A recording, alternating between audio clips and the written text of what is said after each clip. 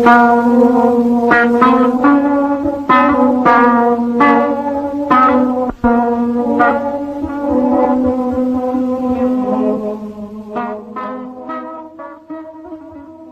بالله من الشیطان الرجیم بسم الله الرحمن الرحیم. شروع کوم د رب ذوالجلال په نوم چې بخونکی مهربانه دی.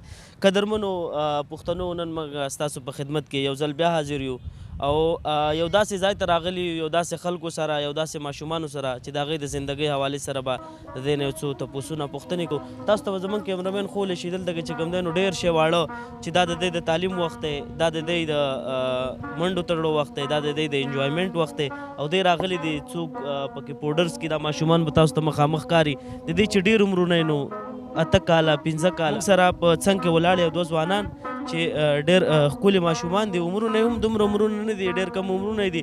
په دې عمرونو کې دی څنګه کباړ ته د غاړې شو نو دوی سره به پوښتنه کوو. السلام علیکم. سمیره د بچی څه مجبوري ده چې دا کباړ دی راغستی دی؟ مجبوره یم. ولې مجبوره یې؟ پلار دې شته؟ دا خو ستا د تعلیم وخت دی سمیره. مجبوره یم. څه مجبوري ده بچی؟ سبق مدرسه نشته؟ څومره عمر دی دی؟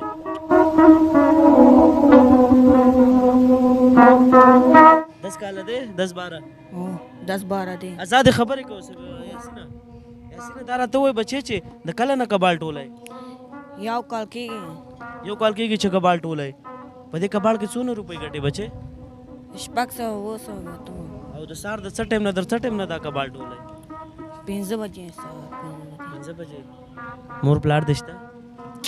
نور څوک د ګټې وټې شته؟ بس ته یې اوس یاسینه راشه که نه سمیره، راشه که نه یاره. سمیره څنګه یې بچې؟ ټیک ټاک یې؟ څه کار روزګار کوي سمیره؟ کباړ ټولی بچې؟ د ستا د کباړ وخت دی که د سبق؟ مور پلار وایي ته پالو وخه. مور پلار ته څه وایي چې تعلیم وکړي؟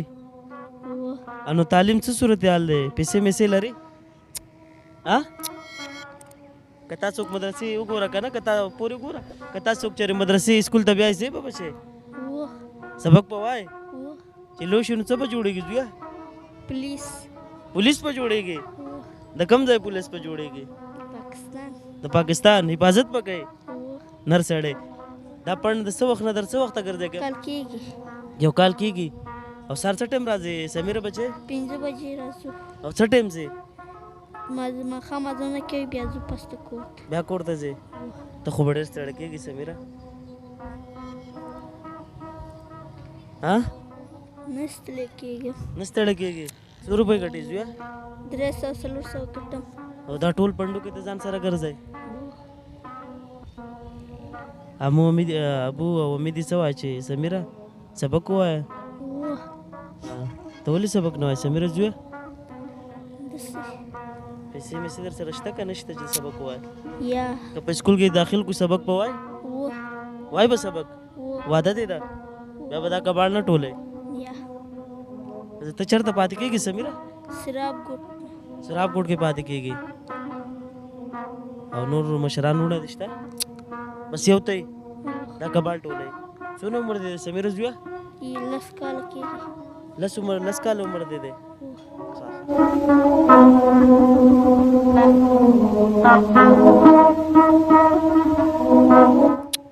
نه خوشحاله؟ ګران کار دی؟ مشکلات پکې ډېر دي زویه؟ دا څومره وزن به یې دی؟ دا اوچت که؟ خیر دا خو ډېر دروند دی سمیره. د سهار نه څه ټایم نه در څه ټایم یې ګرځئ؟ 6 څو؟ 6 نه در 6. پریشانه کېږه ما، الله به خیر کې ښه بچې اورې. او خپل چې کوم دی په تعلیم باندې زور ورکړه ښه. او انشاءالله موږ به تا څخه راځو. صحیح ده که نه؟ صحیح ده که نه؟ او صحیح ده یاسینه؟ صحیح ده سمیر خانه؟ صحیح ده که نه یاسینه؟ سمیره په تعلیم سبق به وایي که نه؟ واده دی ده چې سبق به وایي؟ مدرسې الف با تا ساجم قاعده دې ویل ده؟ سپاره؟ قرآن مجید؟ قرآن مجید دې نه دی ویلی؟ قرآن مجید به وایي ښه. هغې ځای نه چې لاړ شي که نه نو بابا او بیبي ته به دې وایي چې مور زما نور بس دی او زه به اوس خپل سبق وایم ښه. خپل په سبق سوچ ورکړه بیا به غټ پولیس جوړېږي ښه زویه؟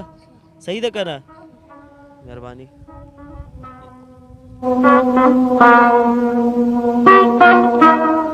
منو پښتنو دا زمونږ د بچو حال دی.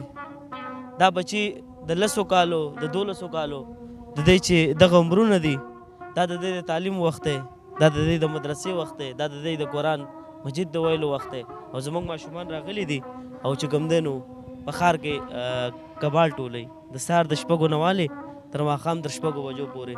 قدرمنو عزتمنو پښتنو خپل په چاپېرچل کې خپل په ګاونډ کې داسې ماشومان چې نه دې سره مرسته کوئ ولې چې دی ډېر زیات خواهشمند دي د افسر جوړېدو د عالم جوړېدو مدرسې د اسکول. قدرمنو عزتمنو پښتنو داسې ماشومان دي په دې باندې خیال کول پکار دی. خپل په چاپېرچل کې خپل په چم ګاونډ کې داسې خلک ګورئ د دې مدد کوئ. د ماشوم به تاسو کتلي دغه ماشوم موږ ته ووایي چې زه به انشاءالله پولیس جوړېږم او غټ او د پاکستان حفاظت به کوم. قدرمنو عزتمنو پښتنو امید لرم چې پروګرام به ستاسو ډېر زیات خوښ شوی. خپل ورور ثناء الله خان له ورکړئ اجازت د کیمرامین زیب خان سره د راتلونکي پروګرامو پورې د لوی الله په امان. خپل ډېر خیال